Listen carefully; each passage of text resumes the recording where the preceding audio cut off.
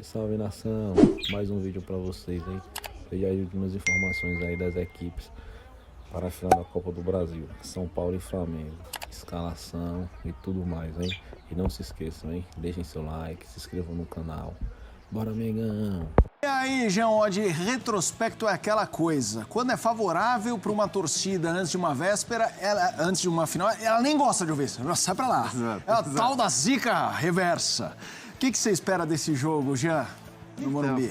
Eu acho o seguinte, eu acho que, para mim, o retrospecto, ele vale muito pouco, assim. É uma curiosidade, é interessante a gente olhar, mas, sobretudo, quando a gente não está falando de retrospectos recentes, retrospectos em que os times são os mesmos, os jogadores são os mesmos. Acho que quando você tem ali uma sequência de confrontos recentes entre as mesmas equipes e os mesmos jogadores, aí tem um peso diferente. Quando você está falando de história, eu acho que significa muito pouco. Então a gente sabe quais são as vantagens de um, as possibilidades do outro, porque eu não consigo ver hoje vantagens para o Flamengo, mas o Flamengo tem uma qualidade técnica, foi o que o próprio Dorival falou, que não pode permitir a ninguém duvidar da possibilidade do Flamengo de também reverter essa situação e ganhar o título, né? Tendo volta de jogadores, com todo o elenco importante que tem o Flamengo, é claro que ele tem possibilidade, mas olhando para o futebol, para o que cada um tem feito na temporada, para o que cada um tem jogado nos principais jogos, nos jogos decisivos,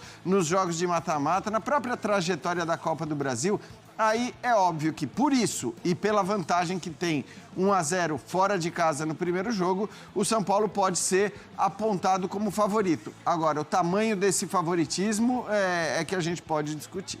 Sobre postura de jogo do Flamengo, que não foi bem na primeira partida, não tinha o Arrascaeta. Arrascaeta agora a informação de que está à disposição. Como é que você imagina a postura do Flamengo no Morumbi e peso do Arrascaeta? É uma boa pergunta, porque, na verdade, a gente sabe como o Flamengo gosta de jogar, ou como gostaria de jogar, principalmente como o Sampaoli gosta que os seus times joguem, mas isso não tem acontecido. É claro que o técnico gosta que o time jogue com a bola, que o time marque com a pressão intensa lá em cima, que marque saída de bola e tudo mais.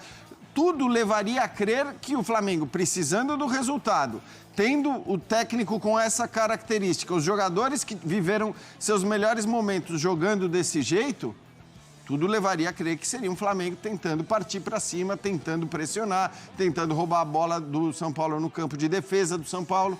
Agora, o São Paulo tem conseguido se impor, jogando em casa principalmente. Isso aconteceu, inclusive, contra o Palmeiras, que é um time também que você pode olhar e dizer que é um time mais forte do que o São Paulo coletivamente, que é um time mais forte também individualmente, mas o São Paulo foi absoluto nos jogos contra o Palmeiras. Então, eu acho que o São Paulo tem conseguido se impor mesmo contra equipes mais fortes do que ele.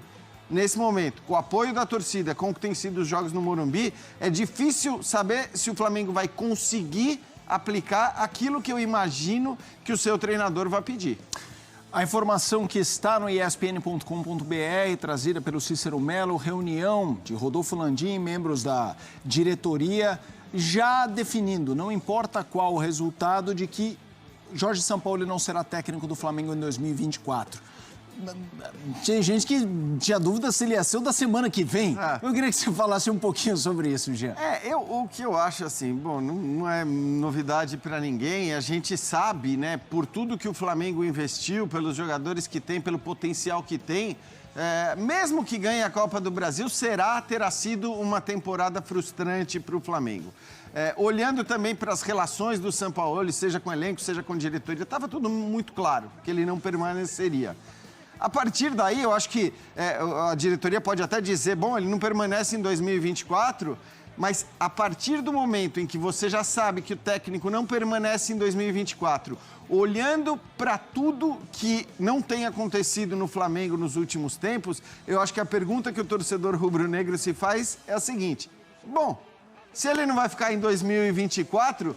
por que não dá aquela cartada final, aquela última esperança, aquela última tentativa de mudar o técnico às vésperas da final? Em geral, isso não faz sentido. Em geral, isso é um absurdo. Agora, no caso específico do Flamengo, com tudo que não tem acontecido, com as relações que o treinador tem no clube de maneira geral, talvez fizesse sentido ter feito essa troca antes da decisão, já que você está mesmo afirmando que não vai permanecer em 2024.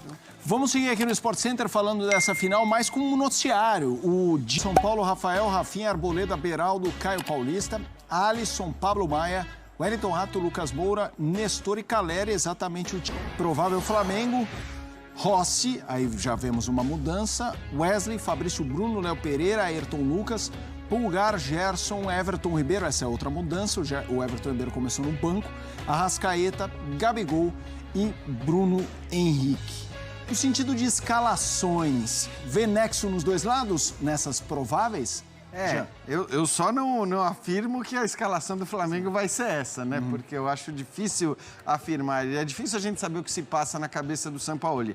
Mas se for essa, eu vejo sim. Eu vejo como uma escalação que faz sentido essa daí, justamente pelo que a gente falava. Se o trunfo que o Flamengo tem, ou a esperança que o Flamengo tem, é baseado na qualidade técnica dos seus jogadores, eu acho que faz sentido você colocar os jogadores mais técnicos dentro de campo, os jogadores que têm a capacidade de fazer a diferença individualmente. Você tem nessa escalação vários jogadores com essa capacidade. Você tem a Arrascaeta, você tem Everton Ribeiro, você tem o Gabigol, você tem o Bruno Henrique. Claro que o tal do quarteto que a gente tantas vezes falou, já jogou muito mais do que está jogando, não tem dúvida nenhuma em relação a isso.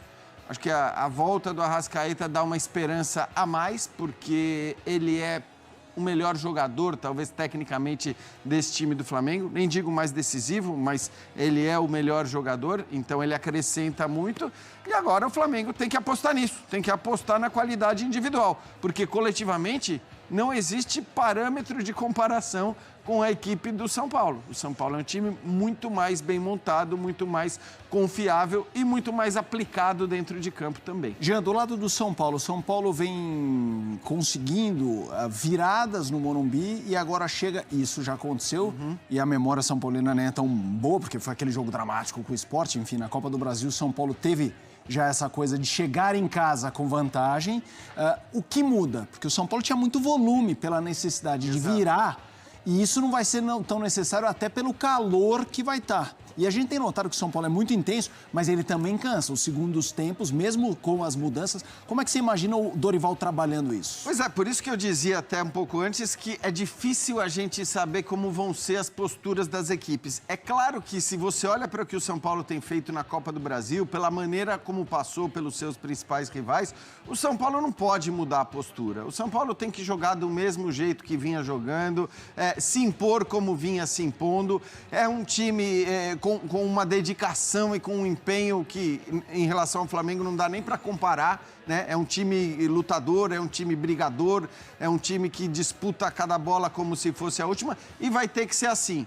A questão do calor, ela conta para os dois. É claro que a gente lembra do Fabrício Bruno dando a entrevista no intervalo do primeiro jogo, mas teoricamente até quem joga o tempo todo no Rio de Janeiro está mais acostumado com o calor do que quem joga com o São Paulo. Então eu acho que assim, apesar da vantagem que tem e olhando para o que foi o São Paulo, especialmente na Copa do Brasil, acho que não dá para pensar em mudar a postura, não. É tentar se impor e aproveitar o apoio também da torcida, que tem feito bastante diferença. A gente vê a diferença do São Paulo dentro e fora de casa, né? É algo notável, muito claro, escancarado. Então, eu acho que o São Paulo também tem que esquecer um pouco essa vantagem de 1-0 no placar. Num determinado momento, óbvio, você vai passar a levar isso em conta se a vantagem ainda estiver no placar. Vamos agora seguir já mais a final. A gente segue com o noticiário do Flamengo com Isso aí, nação. Aí foi mais um vídeo pra vocês. Vocês viram as últimas informações de Flamengo e São Paulo. Tudo mesmo, escalação, quem vai pro jogo, quem não vai, das equipes. Tomara que vocês tenham gostado. Não se esqueçam, deixem seu like e se inscrevam no canal. Bora, Mengão!